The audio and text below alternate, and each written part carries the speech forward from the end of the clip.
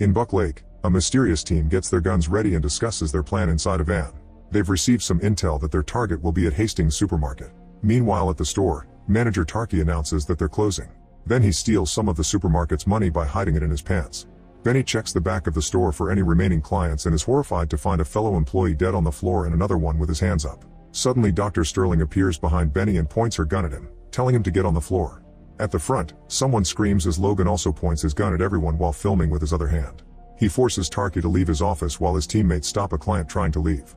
Spooky starts grabbing every shopper's head and uses his psychic power to check their minds, but he can't find their target. Aaron announces on the speakers that this is a robbery, all doors have been chained, and anyone caught using their phones will be shot.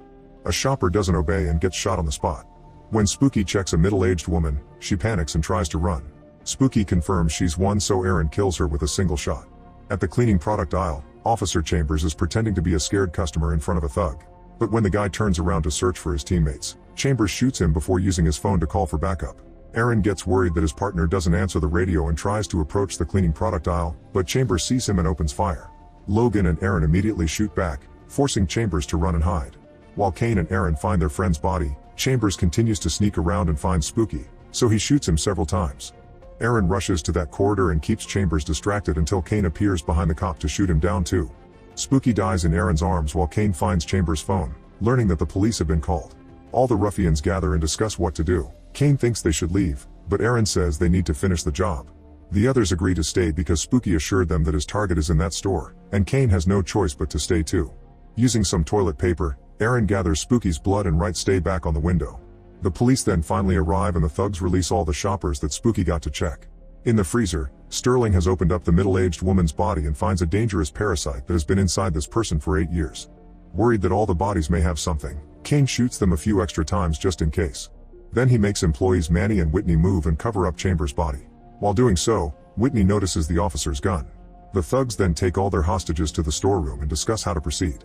Since Spooky is dead, Aaron thinks they need a new spotter and wants to call Charlotte, who parted on bad terms. Kane is losing his patience and aggressively yells at the hostages whenever they say a single word. Then Aaron decides that until they get Charlotte, they must keep checking the hostages with the snip test. While Kane turns off all the lights, Aaron asks Sterling to finish the biopsy and record everything. Outside, the cops interrogate the released shoppers. Detective Seth gets worried when he realizes that one of the hostages still inside is his stepdaughter Whitney. He wants to do all kinds of things to keep the situation under control, so Officer Moody has to remind him that he isn't living in the city anymore. In this little town, the cops don't have many resources. In the parking lot, Seth and Moody find the thugs' van and are shocked by the huge amount of ammo. There's also a camera and a box full of tapes. The van is registered to Aaron, a widower who used to work for Jet Propulsion Laboratories. In the store, most of the thugs are getting all the objects they'll need for the test. Logan drops Spooky in the freezer and closes the door, unaware that Chambers' body has started to move. Kane brings milk to the hostages and forces them to drink lots of it, even when a woman almost pukes. Once they're left alone, Whitney tells the group about Chambers' gun and claims she could negotiate with the thugs because she's learned from Seth. Soon the thugs return and Aaron introduces the hostages to his team. He explains that one of them has been infected with a dangerous substance, so they'll allow them to leave after they're sure they're clear. Spooky was their spotter, meaning he was the only one who could tell who is infected. Without him, they're forced to use an alternate test, which involves the milk altering their acidity to trigger a reaction in the infected person. Tarky is taken to another room and forced to write his name on a jar lid. Sterling comes back after finishing the biopsy and explains that these specimens are twice as big as anything they've seen. They're all female and fertile. Aaron then starts asking Tarky questions about his private life and makes him keep his eyes on his hand. However, Tarky still notices Sterling getting a knife ready to cut his finger and he freaks out.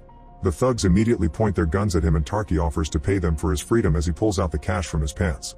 The team doesn't care about money and forces Tarky to sit down.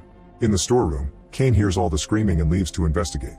Manny reveals he's had a box cutter all along and uses it to cut the tape on his wrists. The group discusses what to do next and a teacher mentions he's an excellent marksman, so Benny tells him of a shortcut to the freezer and Manny gives them the box cutter. When Kane comes back, Manny asks to go to the bathroom, but Kane tells him to piss in the storeroom. At that moment, Seth finally manages to call the store and Aaron picks up the phone. Seth tries to intimidate him by mentioning his history and his daughter, but Aaron just asks him to bring Charlotte, who was arrested for possession 2 weeks ago. Then Aaron gives Seth his personal number and hangs up. Afterward, the thugs hold Tarky down and Sterling cuts his pinky off. The hostages hear his screams, but Kane tells them to be quiet. The finger is put in the jar with ice and they wait 2 minutes for a reaction. Since nothing happens, it means Tarky is clear. Meanwhile, Seth watches the tapes they found in the van. Sterling's talking about an alien organism that came from a meteor and needs heat to survive. The only way to kill it is to freeze it, but even that can take hours. Moody interrupts Seth to give him Charlotte's profile, which says she's addicted to multiple substances. Aaron's profile has also arrived and they learn that he quit his lab job after he was acquitted of involuntary manslaughter. The other thugs also used to work in that lab and quit when Aaron did. They started some sort of secret club and bought lots of guns. The rest of the lab employees are all dead. Then Seth continues to watch the tapes. This one shows the team running out of the building while a creature roars off camera. There are lots of gunshots and someone dying for not running fast enough. In the meantime, a cop picks up Charlotte from jail and asks her why she and Aaron had a falling out. She explains she failed to help him, but doesn't say how. While the cop has his eyes on the road, Charlotte manages to take the handcuffs off using the dislocated wrist trick. In the storeroom, the teacher has cut off the tape. At that moment, Tarky is brought back with his finger in the jar. They want to test Whitney next, so she tells them that she's a detective's stepdaughter. The thugs don't care and try to get her anyway, but Benny volunteers to go first. They take him to the other room.